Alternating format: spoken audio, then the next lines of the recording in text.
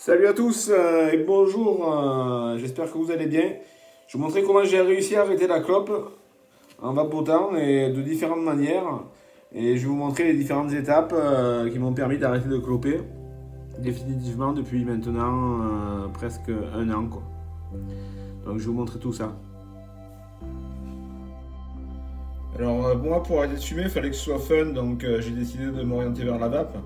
Donc j'ai décidé que la vape soit fun, donc il fallait que je sois bien équipé, quoi.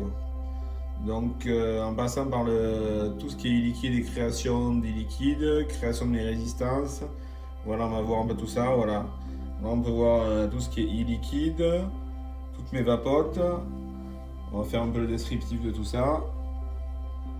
Et là tout le matos qui va avec pour le reconstructible au niveau des atomiseurs, des choses comme ça, les différentes résistances, les différentes choses comme ça, voilà. Il fallait que ce soit quelque chose d'attractif et pas non seulement un substitut à la nicotine, mais aussi une passion.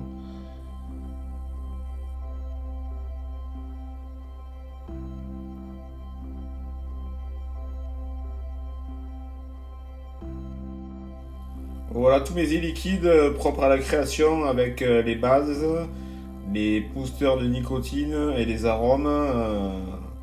Je vais vous expliquer ça plus en détail avec un autre plan. Voilà, ce que j'ai trouvé de fun dans la vape, c'est de créer ses propres e-liquides, ce qu'on appelle le DIY, le Do It Yourself, c'est-à-dire la création de son propre e-liquide avec des bases en propylène glycol ou en glycérine végétale. Alors après, on va pas rentrer dans les détails, ça sera le sujet d'une autre vidéo. C'est les deux composants, la base, les arômes de nicotine, qui sont tous en 10 ml. Voilà.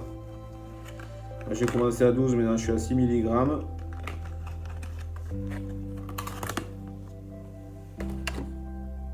Et les différents arômes qui vont avec. Voilà. Sachant que sur internet, sur tous les sites, quand vous commandez votre base ou des arômes, il y a des calculateurs de mélange, donc vous en mettez pas. Donc on va voir un remplissage d'un arôme, par exemple là, les Iconics anti-héros, c'est limonade, fruits rouges. C'est ça que j'ai trouvé assez sympa, c'est de fabriquer ses propres liquides plutôt que d'acheter tout fait. Bêtement, c'est un moment de plaisir aussi qu'on partage tout seul, chez soi, en train de fabriquer ses liquides.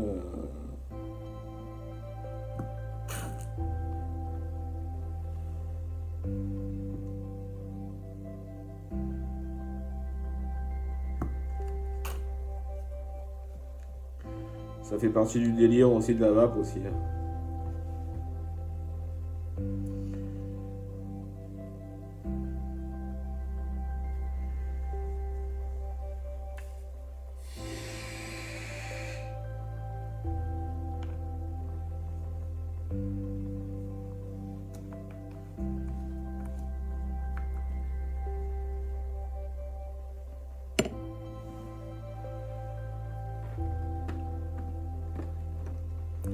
Voilà le petit plaisir du vapoteur. Donc la fabrication de son propre liquide. Ce qui est assez sympa pour tester différents arômes, tout ça, différents avec des petits contenus comme ça, là, par exemple. On peut tester différents arômes et voir ce qui vous convient le mieux, à quel moment de la journée. D'où l'intérêt d'avoir plusieurs vapotes pour explorer différents e-liquides. Et ça, on va le voir par la suite. Voilà les différents types de vapotes avec les petits pods, les auto-reconstructibles, les Cliro, les différentes box. Voilà, et là vous avez différents types de résistance, le coton, les coils. On va voir ça plus en détail. Voilà, alors vous avez différents types de résistances adaptées à chaque Cliro. Donc si vous avez plusieurs Cliro différents, il faudra des résistances adaptables à chaque cliromiseur compatible. Alors sur chaque résistance vous avez une plage de watts qui correspond exactement qui est indiqué là-dessus. Bon, on ne voit pas trop bien.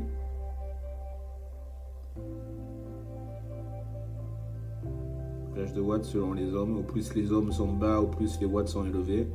C'est la base, c'est la règle d'ohm. Voilà. Après le coton pour le reconstructible qui ressemble à ça pour cotonner votre atomiseur avec les coils. Moi je les achète préfaits comme ça. Je vais pas m'embêter. Voilà les coils, ça ressemble à ça. Ça monte sur son ato. Voilà à quoi ça ressemble.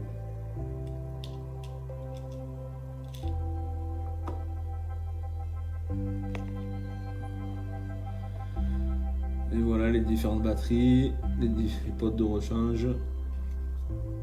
Voilà, on a fait le tour, voilà. Donc tout ça pour vous montrer. La valve ça prend un peu de temps quand même, mais c'est passionnant quand même. Une fois qu'on s'y est mis, c'est difficile de s'en passer quoi. Tester les différents matos. Moi, comme je disais, j'ai commencé sur des petits potes comme ça, là, qui envoyaient 40 watts.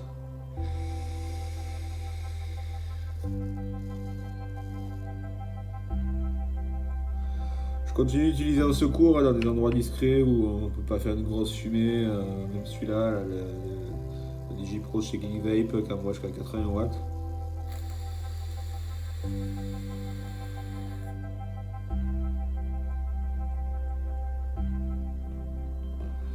Avec écran tactile.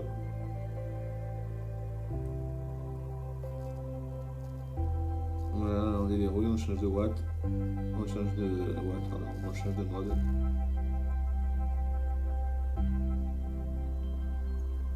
Voilà, après pour passer sur des box un peu plus imposantes comme la Revolto.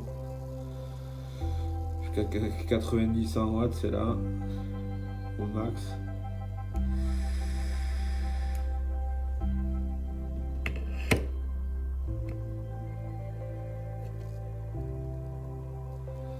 Là on est sur du reconstructible, sur du RTA.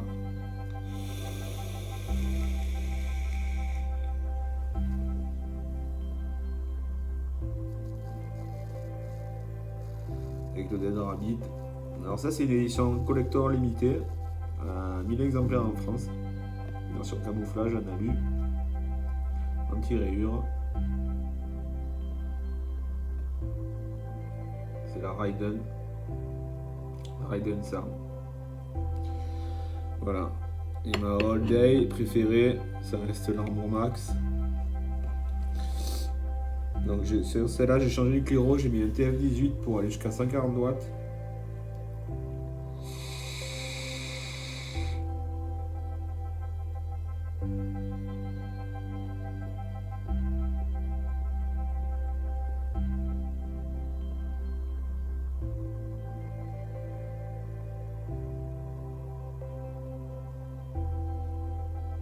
C'est ma all day ça.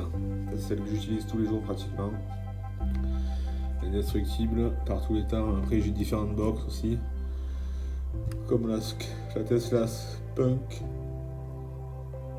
2. Et voilà, je crois qu'on a fait le tour. Voilà, donc la vape, ça devient vraiment passionnant une fois qu'on s'y est mis. C'est vraiment une bonne alternative au tabac quoi. Le côté technique de la chose, le côté e-liquide, le côté reconstructible, le côté technique quoi, à la fois électronique, les différents setups, les différents réglages, les différentes résistances, les différents montages, monter son propre atomiseur, c'est passionnant, ça prend du temps, c'est passionnant, mais c'est une fois qu'on est dedans quoi. On n'a plus envie de s'arrêter quoi. Voilà, j'espère que ça vous aura donné envie de vapoter et n'hésitez n'hésitez pas si vous avez des questions en commentaire. N'hésitez pas à vous abonner. Sur ce, je vous souhaite une bonne soirée. Allez, à plus les vapoteurs. Ciao, ciao.